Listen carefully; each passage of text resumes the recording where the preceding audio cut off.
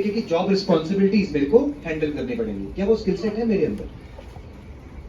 समझ लो, मैं आपको अपने घर से दो एग्जाम्पल, ज्यादा दूर नहीं जाऊंगा। मेरे कजन है, दोनों छोटे हैं मेरे से, मतलब एक मेरा भाई है छोटा, एक मेरी सिस्टर है। मैं आपको दोनों की पर्सनैलिटीज के बारे में, दोनों को के लगभग सेम एज के हैं। उन्होंने दोनों ने नॉन मेडिकल रखा। एक ने DTU से इंजीनियरिंग करी, जो मेरा कजन है, जो मेरी सिस्टर है उसने IIT गुवाहाटी से इंजीनियरिंग करी। पर दोनों की पर्सनैलिटीज में बड़ा अंतर है। जो मेरा कजन है वो बिल्कुल नहीं बोलता, इंट्रोवर्ट, आपने एक शब्द सुना होगा, उसको पब्लिक डीलिंग अच्छी नहीं लगती, बात करना अच्छा नहीं लगता। तो अब उसने क्या प्रोफाइल चूज किया, कह रहा भैया देखो कंप्यूटर साइंस कर लिया DTU से, एक सॉफ्टवेयर कंपनी पकड़ूंगा जिसमें मेरे को बात ही नहीं करनी है, मेरे को अच्छा कैबिन मिल जाएगा, मेरे को बैठ के टक टक टक टक मतलब कंप्यूटर में कोड लिखना है, कुछ नहीं, और मेरे को अच्छा पैसा मिल जाएगा, बढ़िया। और आज की डेट में देखो उसको कितनी क्लैरिटी थी उस समय, उसने कब दिया एग्जाम, 2008 में, ठीक है। उस समय उसको इतनी क्लैरिटी थी कि मैं कंप्यूटर साइंस करूंगा, मेरे को किसी से बात नहीं करनी, मेरी पर्सनैलिटी नहीं है वैसे।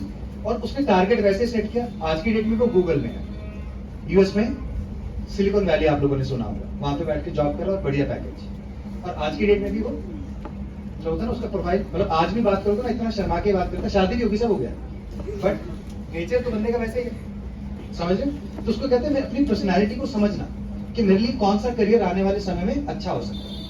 फिर मैंने अपनी कजन की बात करी, जो मेरी सिस्टर है छोटी। अब उसका देखो माइंडसेट क्या था। एक बार हम मॉल गए, तो मान लो उसको कोई ड्रेस पसंद आई, तो मेरी मामी जी ने मना कर दिया कि बेटा नहीं, ये ड्रेस बहुत महंगी है, ये कब की बात है, वो 7वीं 8वीं में थी, तो ये हम खरीद नहीं सकते, अफोर्ड नहीं कर सकते। तो ये अफोर्डेबिलिटी का कॉन्सेप्ट बच्चों को नहीं समझ में आता। तो ये अफोर्डेबिलिटी क्या होती है, वो कहते हैं इतने पैसे नहीं है हमारे पास कि हम ये ड्रेस खरीद सकें। अच्छा, इतने पैसे भी कोई चीज होते हैं?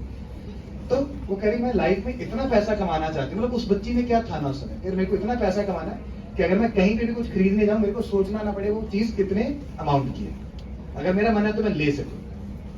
देखो हर बंदे का मोटिवेशन अलग अलग तरीके का, समझ लोगे? तो फिर वही उसका IIT थोड़ा पहले, और IIT में जाने के बाद president gold medal. President gold medal किसको मिलता है? जो IIT में जाने के बाद पूरे IIT में टॉप करता है। प्रेसिडेंट गोल्ड मेडल मिला उस समय, APJ कलाम जी हमारे प्रेसिडेंट थे। फिर उसको था कि नहीं, IIT के बाद मेरे को मान लो कुछ XYZ अमाउंट का पैकेज उसको मिला, साल का 25 लाख 30 लाख, करी नहीं, नॉट सेटिस्फाइड। फिर IIM का नाम सुना, इंडियन इंस्टीट्यूट ऑफ मैनेजमेंट, अब जम्मू में भी आ गया है ना। IIM में MBA करते हैं बच्चे आफ्टर इंजीनियरिंग, आफ्टर ग्रेजुएशन। तो उसमें IIM अहमदाबाद से MBA करा। MBA के बाद इन्वेस्टमेंट बैंकिंग एक प्रोफाइल है, एज एन इन्वेस्टमेंट बैंकर उसने अपना करियर स्टार्ट करा, खूब पैसे कूटे, बहुत काम किया, ट्रैवलिंग बहुत करी, क्योंकि जॉब ऐसा था, जॉब प्रोफाइल ऐसा था, लोगों से भी मिलना है, काम भी करना है। और 7-8 साल काम करने के बाद शी फील्स के भैया इतना काम कर लिया लाइफ में, अब मेरे को काम ही नहीं करना है, एग्जॉस्टेड फील करती है, और मेरे को मन कर रहा है मैं प्री मेच्योर रिटायरमेंट ले लूं, पैसे तो मैंने ठीक ठाक कमाई लिए। तो फाइनेंशियल फ्रीडम है जिसको बोलते हैं। तो हर बंदे का अपना अपना एक गोल सेटिंग है। तो आज से वो गोल सेटिंग तो शुरू कर सकते हो। समझ लो हमारी बात कहां से शुरू हुई थी कि हमें आज से क्या करना चाहिए। गॉट इट और नॉट? तो इन एग्जाम्स के बारे में डिटेल में सर्च करो, जैसे NDA का अपना टारगेट है, नीट का हमारा टारगेट है, या JEE मेंस का हमारा टारगेट है, कोई भी एग्जाम का, CUET का हमारा टारगेट है, तो हम पता तो करना शुरू करें कि उस एग्जाम में आता क्या है, कितने मार्क्स का पेपर है, और टॉप 1% या टॉप 2% में जाने के लिए कितनी मेहनत करनी पड़ेगी, कितने मार्क्स लाने पड़ेंगे।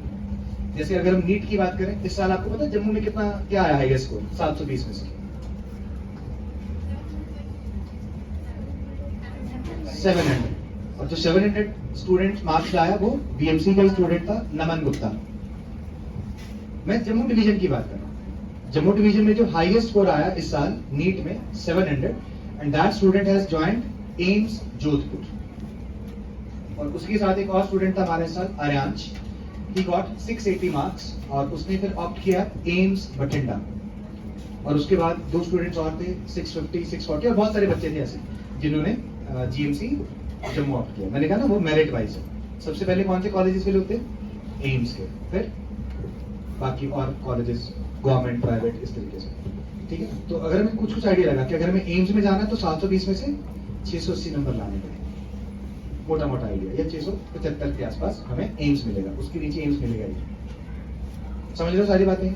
सिमिलरली अगर आईआईटी में जाना, मैंने बताया 16,000 सीटें हैं। अगर हम इस साल जेई के रिजल्ट की बात करें, आईआईटी के रिजल्ट की बात करें, क्या आपको आइडिया है रिजल्ट के बारे में?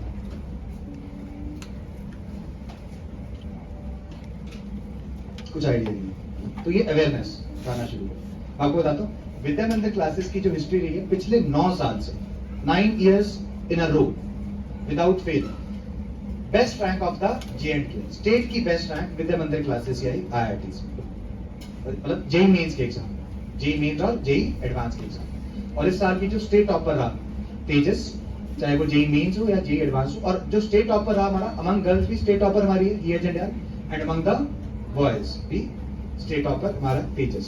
तेजस ने आईआईटी कानपुर ज्वाइन किया इस साल की, मैं इस साल का रिजल्ट बता रहा हूँ। और विद्या मंदिर क्लासेस में पिछले 8-9 साल से ये डिफरेंट बेंचमार्क सेट करें, और जो रिजल्ट्स हमारे रहे हैं पिछले 9 साल में, हमारे रिजल्ट्स को कोई बीट नहीं कर सकता। उसके बहुत सारे रीजंस हैं। मतलब विद्या मंदिर क्लासेस में जैसे आपने कहा ना कि इंडियन क्रिकेट टीम को प्रैक्टिस करनी चाहिए, ट्रेनिंग करनी चाहिए, तो ट्रेनिंग के लिए कोच भी चाहिए। आया, तो जितने भी कॉम्पिटिटिव एग्जाम्स है ना बेटा, they are highly in demand. Reason आपको पता, एरर मार्जिन नहीं है, क्योंकि एक भी क्वेश्चन गलत होता है। मैं आपको एक और डेटा देता हूँ। चलो, नमन की मैंने बात करी, कितने नंबर लाया नमन? 700। अब आपको पता है पूरे इंडिया में 700 नंबर लाने वाले कितने बच्चे हैं?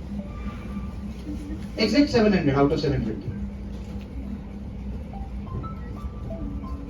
मोर than 200 students, there are more than 200 students in India जिनके एग्जैक्ट 700 मार्क्स हैं। कहने मतलब नमन का अगर 700 नंबर आए हैं 720 में से, उसकी ऑल इंडिया रैंक कितनी है? 330, 330। पर अगर देखोगे जिसके 250 रैंक आई है उसके मार्क्स भी 330 है, जिसकी 400 रैंक आई है उसके मार्क्स भी 700।